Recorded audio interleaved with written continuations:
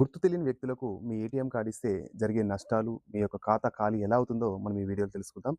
చాలా మటుకు తెలియని వ్యక్తులు ఏం చేస్తారంటే ఏటీఎం సెంటర్‌లోకి వెళ్లి వాళ్ళకు తెలియకుండా ఆ యొక్క ఏటీఎం కార్డ్‌ను అక్కడ గుర్తు తెలియని వ్యక్తులకు ఇచ్చి వాళ్ళ యొక్క నగదును విత్‌డ్రా చేయమని రిక్వెస్ట్‌గా అడుగుతారు. వాళ్ళు ఏం చేస్తారంటే వాళ్ళు నిజాయితీగా ఉన్నట్టు నటించి వాళ్ళు ఏం చేస్తారంటే ఏటీఎం కార్డ్‌లో వాళ్ళ యొక్క ఏటీఎం డీటెయిల్స్, పిన్ నంబర్ చెప్పమని అడిగితే వీళ్ళందరూ కూడా చెప్పడం జరుగుతుంది. లేకుంటే బ్యాలెన్స్ చెకింగ్ అంటే బ్యాలెన్స్ చెకింగ్ చేయడం జరుగుతుంది. అలాగే దీంతో పాటు ఎన్ని డబ్బులు కావాలంటే ఒక రూ. 10,000, రూ. 20,000 అనగానే వెంటనే విత్‌డ్రా చేసి ఇస్తాడు. ఇచ్చిన తర్వాత డబ్బులతో పాటు ఆ యొక్క మీ ఏటీఎం కార్డ్‌ని వాడు ఇవ్వడు. డూప్లికేట్ ఏటీఎంని ఇచ్చేసి వాడు అక్కడి నుంచి వెళ్ళిపోవడం జరుగుతుంది. తర్వాత వేరే ఏటీఎం సెంటర్‌లో డబ్బులు విత్‌డ్రా చేసుకొని మీ ఖాతా ఖాళీ చేస్తారు కాబట్టి ఇలాంటి గుర్తు తెలియని వ్యక్తులు ముంగట మీరు చాలా జాగ్రత్తగా ఉండాలి. అసలు మీ యొక్క ఏటీఎం కార్డ్‌ని ఎవరికీ గుర్తు తెలియని వ్యక్తులకు ఫస్ట్ ఇవ్వకూడదు. ఇస్తే ఒకవేళ మీరందరూ కూడా అలర్ట్‌గా ఉండాలి. అతను నిజాయితీ గలవాడా? కాదా? అనేది తెలుసుకోవాలి.